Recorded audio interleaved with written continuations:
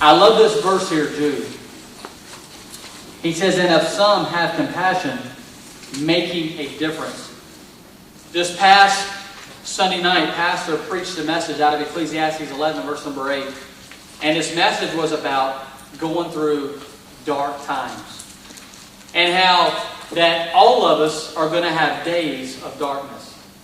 And that we need to allow our days of darkness, when someone else is going through a day of darkness, we need to have compassion on them. We need to have compassion. And it was a great message, and hopefully you were able to listen to it. If you was not here, I've got the audio that you can at least listen to the audio. But you need to listen to that message. It'll really help you. But here in Jude, verse number 22, he says that of some having compassion, making a difference. So if you want to make a difference in someone's life, it's going to take compassion. That's the very first thing that you're going to have in order to make a difference in someone else's life, is you're going to have compassion. And I'm going to tell you one thing that is lacking among teenagers today is teenagers that have compassion. When you go to school tomorrow, I guarantee it, every single one of you, now some of you I realize are homeschooled, but 90% of you that go to a public school, I guarantee this, that there are young people at your school who are alone. There are young people at your school who have absolutely zero friends. There are young people at your school who they feel like no one cares about them. I guarantee there is. And it ought to be teenagers from Faith Baptist Church who make a difference in their life and that has compassion on those who have no friends. That has compassion on those who nobody else likes. If you see somebody at lunch tomorrow that's sitting by themselves. Now, for the young lady, if it's another young lady, I'll tell you what you are to do. You are to have compassion and go sit with them and try to do what you can to make a difference in their life. If you're a young man, and obviously all of you over here are young men, and when you go to school tomorrow, most likely you'll notice someone that's off by themselves. They're off by themselves, and they have no friends. It ought to be your desire, and it ought to be your goal to make a difference in their life. That's what you are to do tomorrow. You are to look for someone that you can make a difference in their life. And it's going to take compassion. It's going to take compassion. The number one killer among teenagers is suicide. And the reason why someone takes their life is because they feel like nobody cares about them. They feel alone.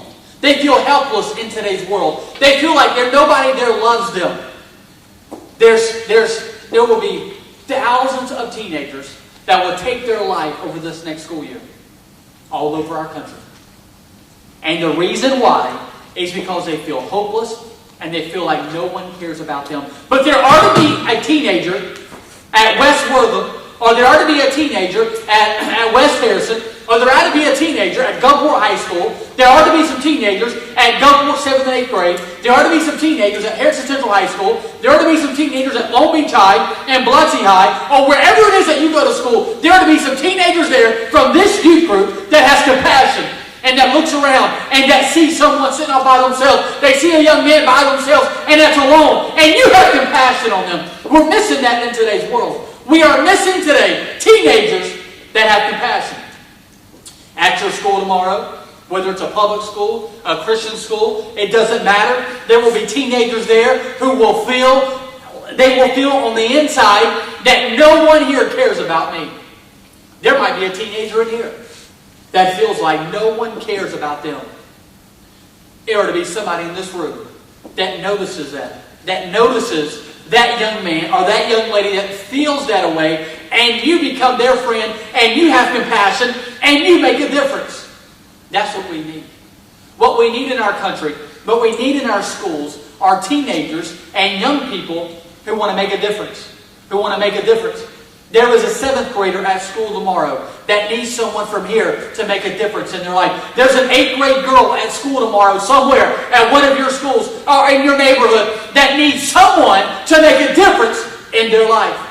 And of some having compassion, making a difference. I love what he says there. Making.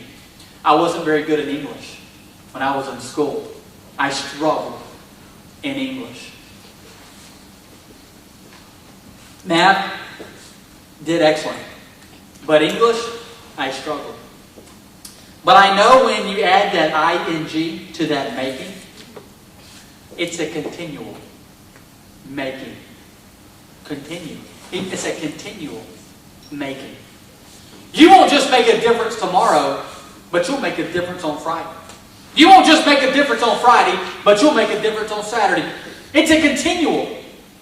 You start learning to make a difference while you're a teenager, and you develop compassion in your life on others, and you begin to make a difference in 7th graders, and then when you're in the 8th grade, that will continue. And you'll be making a difference in the 8th grade, and then it will continue. You'll be making a difference in the 9th grade, and it will continue. And you'll make a difference in the 10th grade, and it will continue. And you'll make a difference in the 11th grade, and then it will continue. And you'll make a difference in the 12th grade, and it will continue. And then you'll make a difference in college, and then you'll make a difference in your marriage, and it will continue. And you'll make a difference in your child's life. Making a difference. It will be a continuation. All of your life, making a difference if you can develop compassion. You know why there are so few people that are making a difference in today's world? Because so few people have compassion. That's why they're not making a difference. You know why there are so many marriages that are falling apart? I'll tell you why. It's because people are lacking compassion. You know why teenagers feel like their mom and dad doesn't care about them? I'll tell you why. It's because someone's lacking compassion. You want to make a difference this 7th grade school year? Have compassion. You want to make a difference in your 8th grade school year? Have compassion. You want to make a difference in your brother's life? Have compassion. You want to make a difference in your sister's life? Have compassion. You want to make a difference on your football team? Have compassion. You want to make a difference on your volleyball team and the band? You want to make a difference at drill? Then you have compassion. And that's what we need. Our young men and young ladies who have compassion. Making a difference. I think about Daniel in the Bible. In Daniel chapter number 6. Daniel 6 and verse number 3. The Bible says this. This Daniel was preferred above the presidents and princes because an excellent spirit was in him. And the king thought to set him over the whole realm. Daniel had an excellent spirit. You know why I believe Daniel he made a difference there in Babylon? I'll tell you why. It's because he had compassion. Daniel was a man of compassion. Daniel was a man who cared about others. Daniel had an excellent spirit. Daniel was in a foreign country. I preached about him this morning in chapel. Daniel, he was just a young man in a foreign country. But yet he made a difference. Daniel was a young man who was away from his mom and dad. But Daniel made a difference. Daniel was a young man who was away from his own church, but yet he made a difference. Daniel was a young man who was away from his school, but Daniel made a difference. If Daniel can make a difference in Babylon, then you can make a difference at Harrison Central High School. If Daniel can make a difference away from his church, then you can make a difference at your church. Or you can make a difference in your youth group. That's what we need. We need some strong leaders. We just lost a strong leader in a teenage young man, Philip. He's left. He's going to be going to Bible college. We need somebody to fill his gap. We need somebody to step in and take Brother Philip's place. Who's that young man going to be to step in and to take his place? We need some young ladies. And we have some, we finally have some older young ladies that can make a difference. And I'm glad that they are making a difference. And I'm glad that they are serving God. And continue on making that difference. Let me ask you a question. Do you want to be the type of teenager who makes a difference for the good in other people's life? Or do you want to be the kind of teenager who you have no effect on no one, for the good or the bad? Or are you going to be the kind of teenager who makes a difference for the bad? You're going to be one of those three. You ever heard of this? You ever heard of this terminology, a playmaker? Y'all ever heard of that? Playmaker. You ever heard of that before? Okay, we have Elijah. Let me ask Elijah, who's a playmaker on your team? TJ.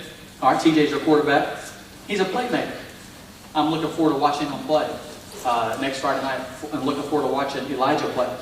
He's a playmaker on the football team. Here's what that is. When it's 3rd down and 5 yards to go, who's getting the ball? That playmaker. He's getting the ball. Cheyenne, on your volleyball team, who's a playmaker? You don't have to tell them out loud because they're going to be watching it on YouTube. Jill. But you never who? Jill. So when the score is 21-19 and you need to score, y'all are setting the ball up for Jill so she can make a play. You understand the terminology of playmaker? Michael Jordan was a playmaker.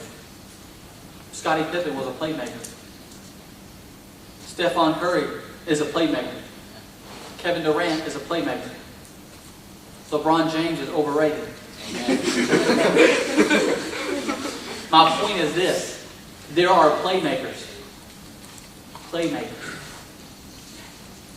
We need some young people in the youth group who are playmakers when it comes to making a difference in somebody else's life. But you're not going to make a difference if you don't have compassion. You're not going to make a difference if you don't have compassion. It's not going to happen.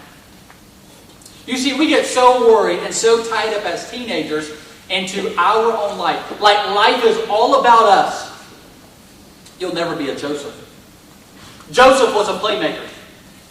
Joseph was sold into slavery by his own brothers, but yet he still rose to the top. Joseph was lied upon by Potiphar's wife, but yet Joseph still rose to the top. He was a playmaker. Joseph was forgotten about in prison, but he still rose to the top because he was a playmaker. Daniel was thrown into the lion's den, but yet he still made a difference. He still made a difference because of why? Because he was a playmaker. He had compassion. Shadrach, Meshach, and Abednego, they made a difference. They was a playmaker. They made a difference. They had compassion. They made a difference. They did not bow down to that idol when the king told them to. They was a playmaker. You know what we need? Some playmakers in the youth group. Some young people that rise to the top and say, you know what? This school year, I'm going to make a difference. This school year, over the next 9 months while I'm in 7th grade, I'm going to make a difference in somebody's life. I'm going to make a difference in somebody's life in my neighborhood. I'm going to make a difference in somebody's life in the youth group. Playmaker. Making a difference. David was a man who made a difference. David made a difference in an entire country. He went out there as a young man. And he killed Goliath. He was a playmaker. He was a playmaker. He went out there against all odds. We're talking about a 10-foot tall giant. And yet David was about 16 or 17 years old. And he went out there with a slingshot and a couple of smooth stones. And he slew the giant. Why? Because he was a playmaker. We need some teenagers that stand up and say, hey, I want to be like a David. I want to be like a Daniel. I want to be like a Joseph. I want to be like a Shadrach, Meshach, and Abednego. I want to make a difference in my school. I want to make a difference wherever I may be. Be a playmaker. I think about Ruth. Was a young lady who had a compassion. She made a difference. She made a difference. I think about Esther in the Bible. Esther was a young lady who made a difference. She had compassion on her people, and she made a difference. Young lady, let me ask you a question. You want to make a difference this year? Have compassion. Find somebody at your school and show them compassion. Find someone in the youth group Sunday morning in your Sunday school class and have compassion. Young man, you want to make a difference? Find somebody. I guarantee there's somebody on your football team that no one likes. There's someone on the basketball team that no one likes. There's someone on the volleyball team. There's somebody at your school that everybody picks on. That people make fun of. They laugh at. You were to be the type. You go sit by them at lunch. And you become their friend. I'll tell you this quick story. All of you probably have heard it. And then we'll be done. When I was in college, there at Tri-State Baptist College, there was these two young ladies. Both of these two young ladies were mentally retarded. And they were both my friends. And one was more retarded than the other. And I would pick them up on my bus. And Gidget, I'll never forget her. I would pick her up. It wasn't her fault. She was just mentally handicapped. And I would pick her up. And then there was Miss Sydney.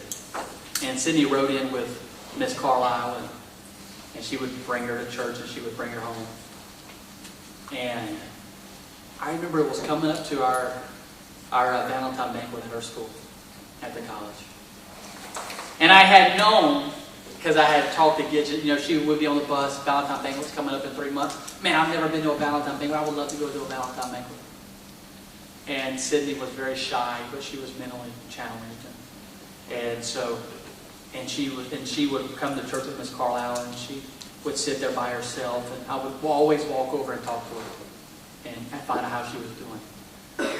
And so I invited.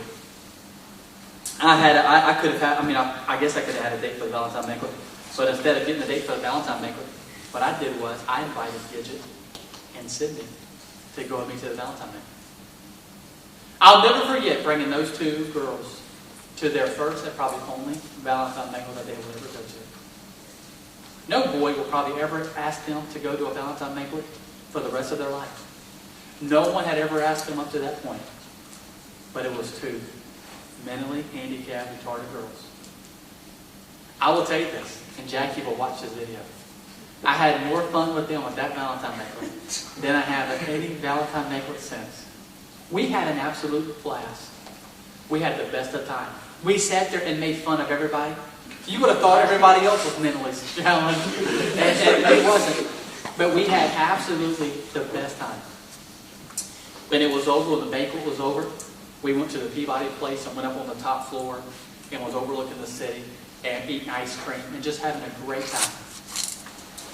I'm not putting a feather in my hat because I'm just giving you an illustration. Make a difference. Make a difference in somebody's life. Have compassion. Have compassion. You know that when I was at college, and I believe that it had a lot, I believe that because of that hardly a weeks went by that I wasn't invited to someone's house. Or that one of the girls in the dorm cooked me a meal. And of course, they used my car all the time. And I would always bring them things, but they would cook me a meal and bring it to me. I wasn't living with my parents, and my sister was there, but my point is this. When you make a difference in someone else's life, there's a verse in the Bible that says this, be not deceived, God is not mocked. Whatsoever man soweth, that shall he also reap. When you invest in others, and you try to make a difference in other people's life, and you have compassion on others, you'll reap that in return. You'll reap that. People say to me all the time, how in the world did you get Jackie for your wife? How did you get somebody so beautiful? And how did you get somebody like that? I'll tell you why. I took two mentally slow, retarded girls to a banquet. And I believe in return, God blessed me.